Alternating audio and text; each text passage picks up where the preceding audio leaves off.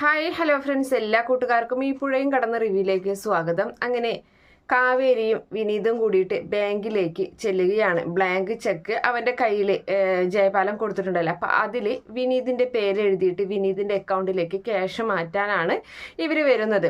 അങ്ങനെ ബാങ്കിൽ വന്ന പാടെ അവർ ചെക്ക് അവിടുത്തെ ഉദ്യോഗസ്ഥനെ ഏൽപ്പിക്കുകയാണ്. അദ്ദേഹം അത് നോക്കിയിട്ട് പറയുന്നുണ്ട്, വലിയ എമൗണ്ട് ആണല്ലേ എന്ന് പറയുകയാണ്. അപ്പോൾ വലിയ എമൗണ്ട് ആണെങ്കിൽ നേരത്തെ കൂട്ടി പറയണമല്ലോ, അതുകൊണ്ടാണ്.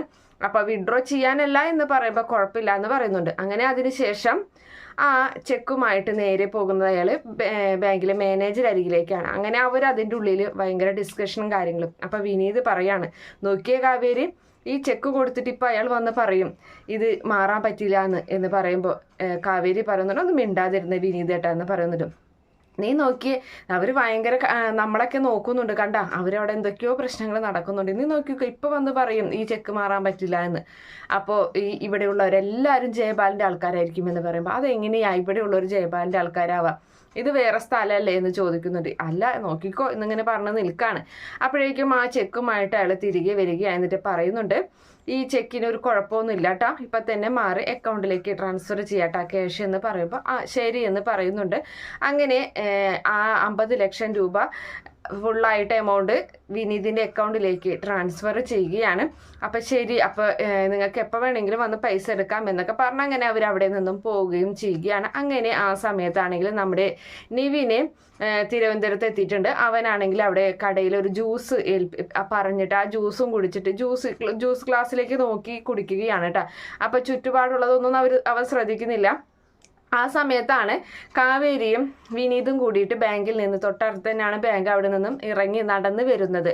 അപ്പോൾ അവരങ്ങനെ വന്നിട്ട് വിനീത് പറയുന്നുണ്ട്, നമുക്ക് കുറച്ച് നടക്കാമല്ലോ, ഒരു ഓട്ടോ വിളിച്ചാലോ എന്ന് പറയുമ്പോൾ ശരി എന്ന് പറയണം. അങ്ങനെ വിനീത് ഓട്ടോ വിളിച്ചുകൊണ്ട് വരുന്നുണ്ട്. കാവേരി ആണെങ്കിൽ നിവിനെയും കാണുന്നില്ല, നിവിൻ കാവേരിയെയും കാണുന്നില്ല. അങ്ങനെ കാവേരി ഓട്ടോയിൽ കയറിയിട്ട് വിനീത് പറയുന്നുണ്ട്, എനിക്ക് ഇവിടെ പള്ളിയിൽ വരെ ഒന്ന് പോകണം, മറ്റേ തയ്യലിൻ്റെ കാര്യം ഒന്ന് അന്വേഷിക്കണം, കാവേരി ഒറ്റയ്ക്ക് പൊക്കോളില്ലേ എന്ന് പറയണം. അപ്പോൾ ശരി എന്ന് പറഞ്ഞു. അങ്ങനെ സമയത്താണ്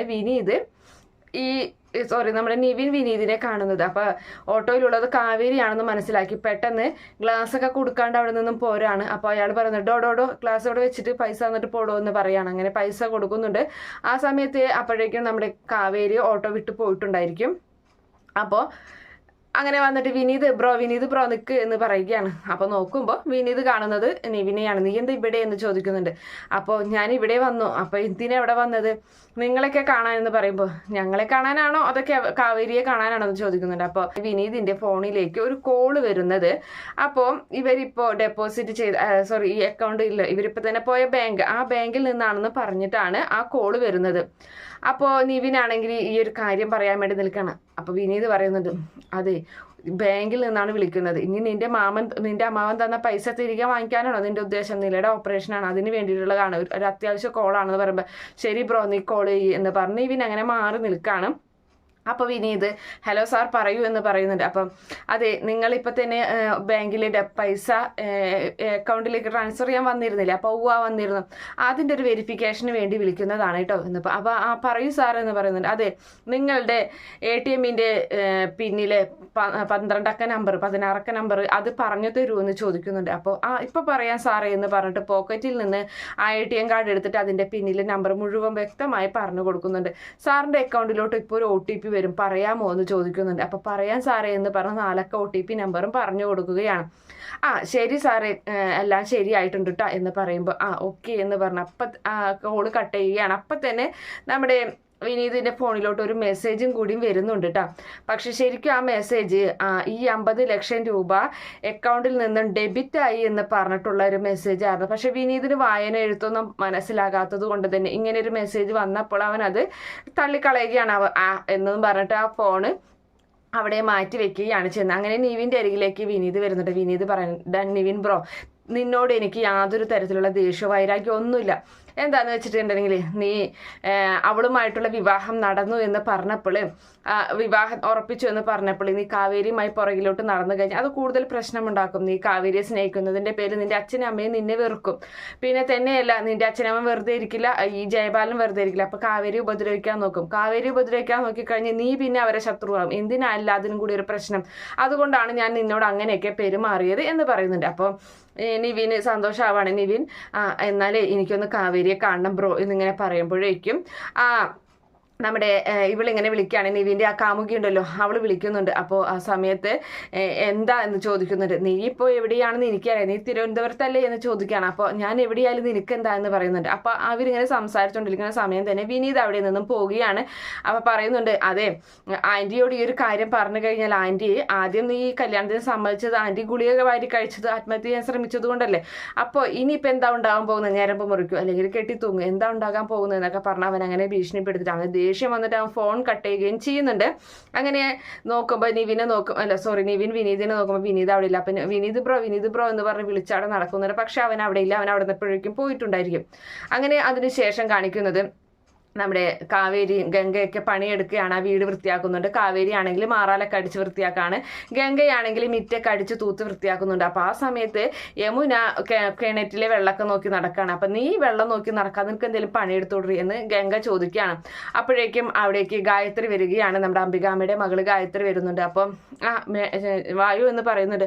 അമ്മയില്ല മോളെ അകത്തെന്ന് പറയുമ്പോൾ അമ്മയുണ്ട്. ഇപ്പം എങ്ങനെയുണ്ട് സൗകര്യങ്ങളൊക്കെ, ഫർണിച്ചറൊക്കെ എല്ലാം കൊണ്ടുവന്നെന്ന് ചോദിക്കുമ്പോൾ കൊണ്ടുവന്നില്ല, മല കയറ്റി കൊണ്ടുവരണ്ടേ, അതുകൊണ്ട് തന്നെ കൊണ്ടുവന്നിട്ടില്ല, ഇവിടെ ഇനി അതിനുള്ള സൗകര്യങ്ങളൊക്കെ ഉണ്ട് ചേച്ചി എന്ന് പറയാണ്. അപ്പം ശരി ഞാൻ അമ്മയെ കണ്ടിട്ട് വരാമെന്നും പറഞ്ഞ് ഗായത്രി അകത്തേക്ക് കയറി ചെല്ലുകയാണ്. അപ്പം ആ സമയത്ത് ഈ പറഞ്ഞ പോലെ ശാരദയും രാധമ്മയും അതുപോലെ നിളയും കൂടിയിട്ട് ഓരോന്നൊക്കെ നോക്കിക്കൊണ്ടിരിക്കുകയാണ്.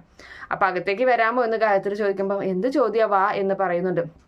അപ്പോൾ എന്നെ മനസ്സിലായ പിന്നെന്താ അംബികാമ്മയുടെ മകളല്ലേ, അതെ ഗായത്രി എന്ന് പറയുന്നുണ്ട് ഗായത്രി. അപ്പോൾ ആ സമയത്ത് ഞാൻ ശാരദ, ഇത് എൻ്റെ അമ്മ എന്ന് പറഞ്ഞാൽ എൻ്റെ ഭർത്താവിൻ്റെ അമ്മ രാധമ്മ എൻ്റെ സ്വന്തം അമ്മയെ പോലെ തന്നെയാണ് എന്ന് പറഞ്ഞ് അങ്ങനെ സംസാരിച്ച് നിൽക്കുകയാണ്. അപ്പോൾ നീളേനെ അടുത്ത് ചേർത്ത് നിർത്തിയിട്ട് മോൾ എത്രല്ല പഠിക്കണേ എന്നൊക്കെ ചോദിക്കുന്നുണ്ട്. അപ്പോൾ എന്നാണ് ആശുപത്രി പോണത്, അപ്പോൾ നാളെ പോകണം എന്നൊക്കെ പറയുന്നുണ്ട്. അങ്ങനെ ആ സമയത്താണെങ്കിൽ പുറത്ത് നമ്മുടെ നരനാണെങ്കിൽ ഉറക്ക ഫോൺ ചെയ്തുകൊണ്ടിരിക്കുകയാണ്. നരൻ ഫോണിലുള്ള ആളെ ചീത്ത പറയുന്നുണ്ട്, നീ താൻ എന്നോട് ഒരു കാര്യവും പറഞ്ഞിട്ടില്ല, അപ്പം നേരിട്ട് പറഞ്ഞിട്ടുണ്ടെന്ന് പറയുമ്പോൾ നേരിട്ട് ഞാൻ തിരക്കിൻ്റെ ഇടയിലായിരിക്കും, അത് ശ്രദ്ധിച്ചിട്ടുണ്ടാവില്ല. അപ്പം മെയിൽ അയച്ചിട്ടുണ്ട്, മെയിൽ അയച്ചാൽ ഞാൻ നോക്കില്ല എന്ന് എനിക്കറിയില്ലേ, അപ്പോൾ ഫോണിൽ മെസ്സേജ് ഇട്ടിട്ടുണ്ടായിരുന്നു, അതും ഞാൻ നോക്കില്ല എന്ന് എനിക്കറിയില്ല എന്നൊക്കെ ഇങ്ങനെ പറഞ്ഞ് പൊട്ടിത്തെറിക്കണം. അപ്പം അതൊക്കെ തന്നെ കാവേരിയും ഗംഗയും നിളയും യമുനയും നോക്കി നിൽക്കുകയാണ്. അപ്പം നീള അപ്പോഴേക്കും അവിടേക്ക് എത്തുന്നുള്ളൂ, അവളുടെ കയ്യിലൊരു കളിത്തോക്കുണ്ട്. അങ്ങനെ ആ സമയത്ത് കാവേരി മനസ്സിൽ കരുതാണ്, അത് ശരി തന്നോട് പിന്നെ എങ്ങനെ കാര്യങ്ങൾ പറയാം, നേരിട്ട് പറഞ്ഞാലും മെയിൽ അയച്ചാലും ഫോണിൽ മെസ്സേജ് അയച്ചാലും താൻ നോക്കില്ല, താൻ്റെ ഒരു കാര്യം എന്നിങ്ങനെ മനസ്സിൽ കരുതി നിൽക്കുമ്പോഴാണ് നീളയുടെ കയ്യിൽ കളിത്തോക്ക് കാണുന്നത്. മോളെ അതിങ്ങ് കൊണ്ടുവന്നേന്ന് പറഞ്ഞിട്ടും ആ തോക്ക് മേടിച്ചിട്ട് നേരെ നരൻ്റെ തലയ്ക്ക് ഉന്നം വെക്കണം. അപ്പം അവരൊക്കെ വേണ്ട ചേച്ചി വേണ്ട കാവേരി എന്നൊക്കെ ഗംഗ പറയുന്നുണ്ട്. പക്ഷേ ആര് പറഞ്ഞും കേൾക്കാതെ അവൾ ആ ഉണ്ട എടുത്തിട്ട് അവൻ്റെ തലയിലോട്ട് ഉന്നം വെച്ച് അത് തലയിലേക്ക് വെടിവെക്കുകയാണ്.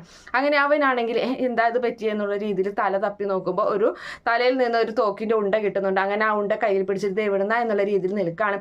എന്തായാലും കാവേരിയും ഗംഗയും നമ്മുടെ യമുനയും അവിടെ തല കുമ്പിട്ടിരിക്കുകയാണ്, അവിടെ ഒളിച്ചിരിക്കുന്നുണ്ട്. പക്ഷേ നീളം മാത്രം അവിടെ നോക്കി അങ്ങനെ നിൽക്കുന്നുണ്ട്. ഒരു ഭാഗം കാണിച്ചിട്ട് ഇന്നത്തെ എപ്പിസോഡ് അവസാനിക്കുകയാണ്.